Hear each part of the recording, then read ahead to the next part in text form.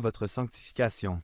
C'est à d'eux qu'il transforme son Église, la dépouillant jour après jour du mensonge, de la vanité, de l'égoïsme, de l'orgueil, etc. Et revêtez-le d'amour, de joie, de paix, de patience, de bonté, de foi, de douceur et de maîtrise de soi. Selon les coutumes de mariage de l'Orient ancien, la mariée était soigneusement lavée et soignée avant d'être présentée à son époux. C'était le rituel courant avant le mariage. Illustre. Aujourd'hui encore, avant un mariage, la mariée est également préparée.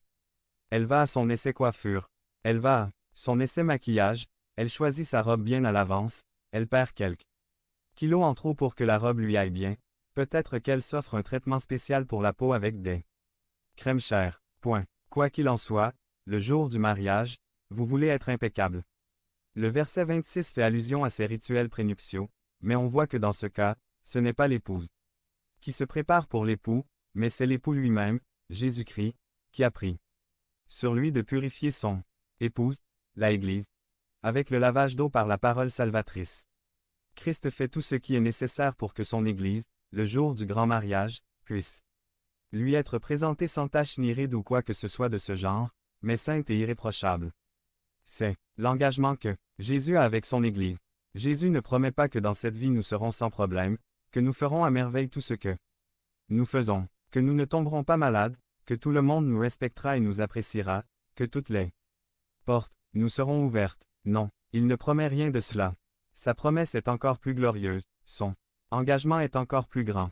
Il s'engage à nous transformer à l'image de son personnage. Il change notre cœur de pierre en un cœur sensible et humble devant Dieu.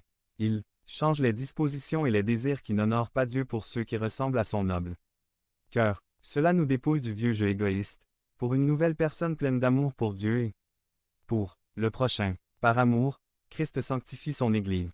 Jésus a tout fourni pour que son Église atteigne le grand mariage. Comme c'est beau de savoir tout cela. Vérité, le Christ nous aime et c'est pourquoi il s'est donné pour nous. Et nous prépare pour le grand jour du mariage. Mais il ne s'agit pas seulement de savoir, il s'agit aussi de réagir à ces vérités. Dans la Bible, chaque fois qu'on nous dit des vérités spirituelles éternelles, elles sont liées aux actions et aux décisions de la vie quotidienne.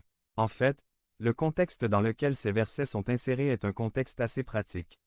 Cela s'adresse aux maris et l'instruction est qu'ils aiment leurs femmes comme le Christ a aimé l'Église.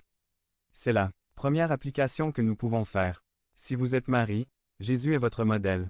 Pas votre père ou quoi que ce soit. Point. Devenez membre de la chaîne et AIDEZNOUS à propager la parole de Dieu à travers le monde. Dimanche 17 mars 2024. Si vous croyez en la puissance